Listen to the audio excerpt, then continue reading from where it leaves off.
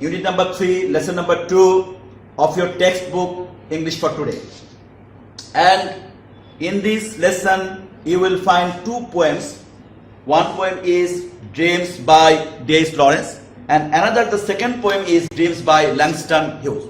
So today, my lecture is on the second poem of lesson number 2 of your English for Today book. And if you try to pay attention to my lecture, then I hope it will be possible for you to understand the poem line by line. And I will discuss the poem line by line today. The poem is actually Dreams by Langston Hughes. And this poem is about the importance of dream. But you should not think that this poem is based on the dream that we watch during our night time.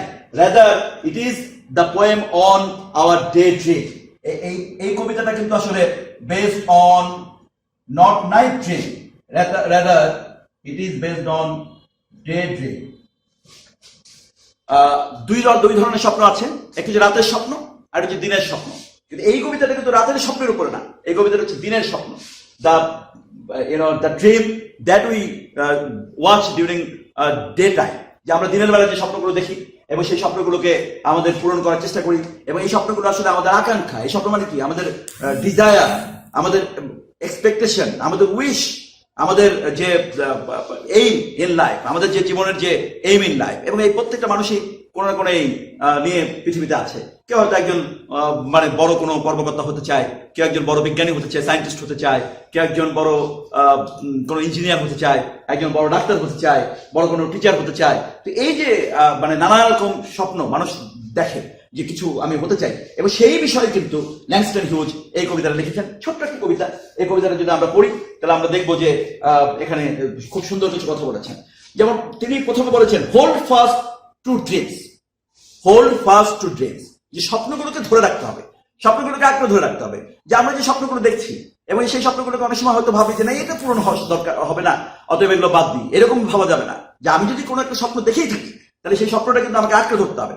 আমি এটা একটা তোমাদের বোঝার সুবিধার্থে বলি যে ইন্ডিয়াতে একটা মুভি হচ্ছে 3 ইডিয়টস। এই মুভি তো মোটামুটি অনেকেই দেখেছে বা প্রায় সবাই দেখেছে। ওই মুভির মধ্যে, ইন্ডিয়াতে বেশিরভাগ মুভি যে অনেক ভালো হয় তা না, কিন্তু ব্যতিক্রম কিছু আছে যেখানে হয়তো কিছু শিক্ষা আছে। এই 3 ইডিয়টস মুভির মধ্যে কিন্তু যে 3 জন, তারা কিন্তু তাদের যে স্বপ্ন, তারা যা হতে চেয়েছে, একটা পর্যায়ে কিন্তু তারা সেটা হয়েছে। এবং যখন তারা হতে চেয়েছে তখন কিন্তু হয়তো অনেকেই ভাবেনি যেটা তারা হতে পারবে, কিন্তু তারা সমস্ত প্রতিকূলতাকে মোকাবেলা করে তারা কিন্তু ওইটাই হয়েছে যেটা তারা হতে চেয়েছে। এই যে ড্রিম, যে আমি একটা হতে চাই, যে আমি I would like to be something like this and I will try my level best to achieve that. আমাকে সেটা অ্যাচিভ করার জন্য চেষ্টা করতে হবে, এবং সেই চেষ্টা করার ক্ষেত্রে আমি যদি তৎপর থাকি তাহলে কিন্তু এমন হতে পারে যে আমার এই স্বপ্নটা পূরণ হতে পারে। অনেকে হয়তো বলতে পারো যে এরকম তো কত মানুষের স্বপ্ন দেখে, তারা তো পূরণ করতে পারে না। কিন্তু আসলে তাদের ওই ডেডিকেশনটা, তাদের যে ইন্ডাস্ট্রিটা, পরিশ্রমটা ওই লেভেলে থাকে না বলে হয়তো সেটা পারে না। তো এখানে সেখানে বলা হচ্ছে, for if dreams die life is a broken winged field. যে যদি, কারণ স্বপ্নকে কেন আঁকড়ে ধরতে হবে? কারণ স্বপ্ন যদি তোমার ফর ইফ ড্রিমস ডাই, স্বপ্ন যদি মারা যায়, মরে যায়, স্বপ্ন যদি নিঃশেষ হয়ে যায়, স্বপ্ন আমি আঁকড়ে যদি না ধরে থাকি তাহলে কি হবে? তাহলে life is a broken wing field, যে জীবন একটি ভাঙা ডানাওয়ালা পাখি হয়ে যাবে। ডানাওয়ালা পাখি যেরকম আকাশে, ভাঙা পাখি যেরকম আকাশে উঠতে পারে না, ঠিক তেমনি স্বপ্নবিহীন মানুষ কিন্তু আর জীবন পথে আর পরিচালিত হতে পারে না। আমরা এম ইন লাইফ যে রচনাটা তোমরা হয়তো পড়ে থাকতে পারো, সেখানে বলা হয়েছে যে a man without an aim is like a boat without a radar. Aim ছাড়া একজন মানুষ একটি রাডার ছাড়া একটা নৌকার মতো। ঠিক একই রকম ভাবে স্বপ্ন ছাড়া মানুষ রাডার ছাড়া নৌকার মতো, সে কিন্তু আর কোনো দিকেই যেতে পারবে না, তাকে কিন্তু থেমে যেতে হবে। সুতরাং স্বপ্ন থাকতে হবে, স্বপ্নটাকে আঁকড়ে ধরে রাখতে হবে, এবং স্বপ্নটাকে আঁকড়ে যদি ধরে রাখা না যায় তাহলে কিন্তু জীবন পথে পরিচালিত হবে। আমার কোনো এইম থাকবে না, আমার কোনো ডেস্টিনেশন থাকবে না, গন্তব্য থাকবে না। আমি কোথাও যেতে চাই না, যদি না চাই তাহলে আমি কিভাবে চলবো? তা আমি তো তখন অলস হয়ে যাব, আমি তো তখন যা আছে সেই পর্যায়ে আমি সন্তুষ্ট থাকবো। আমার তো নতুন করে কোনো কিছু করার বাসনা থাকবে না। এবং যদি নতুন করে করার কোনো বাসনা না থাকতো তাহলে কিন্তু বিজ্ঞানীরা কিন্তু এত কিছু আবিষ্কার করতো না, আজকের এই যে আধুনিক সভ্যতা তৈরি হতো না, যদি মানুষ যদি নতুন করে অনেক কিছু করতে যদি না চাইতো। এরপরে যেটা বলা হয়েছে যে life is a broken wing field and that cannot fly। এবং এই যে ডানা ভাঙা পাখি, এটা কিন্তু আকাশে আর উঠতে পারবে না, এবং আকাশে যেহেতু উঠতে পারবে না সেহেতু তার কিন্তু আর এই পাখির যে জীবন, এই জীবনের কিন্তু কোনো সার্থকতা নাই। কারণ পাখির জীবন মানে হচ্ছে সে উড়বে। এখন সে যদি উঠতেই না পারে তাহলে তো তার এই জীবনের কোনো মানে থাকবে না। ডানা ভাঙা পাখি আকাশে উঠতে পারলো না, তাহলে তার জীবনটা অর্থহীন হয়ে গেল।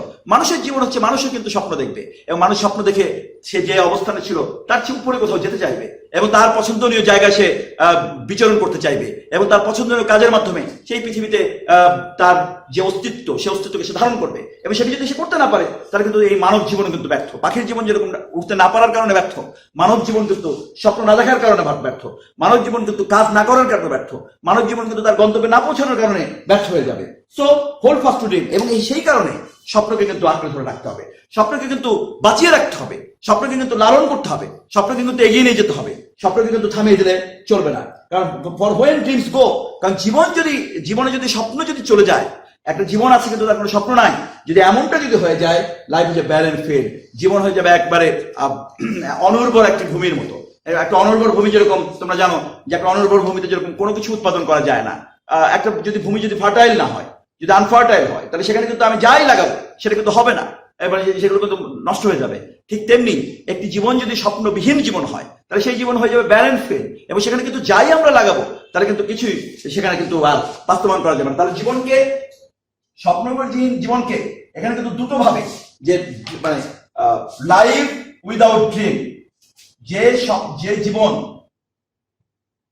স্বপ্নবিহীন সেই জীবনকে এখানে কিন্তু দুই ভাবে তুলনা করা হয়েছে। একটা বলা হয়েছে broken winged bird, you should remember, broken winged bird, ডানা ভাঙা পাখি সাথে স্বপ্নবিহীন জীবনকে তুলনা করা হয়েছে। আর কিসের সাথে তুলনা করা হয়েছে?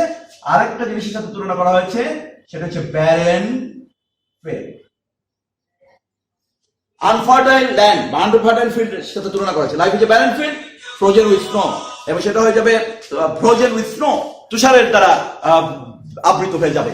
সুতরাং স্বপ্নবিহীন জীবন তোমাদের মনে রাখতে হবে দুই ভাগে, একটি হচ্ছে ব্রোকেন উইং ফিল্ড বার্ড, আর একটা হচ্ছে ব্যারেন ফিল্ড।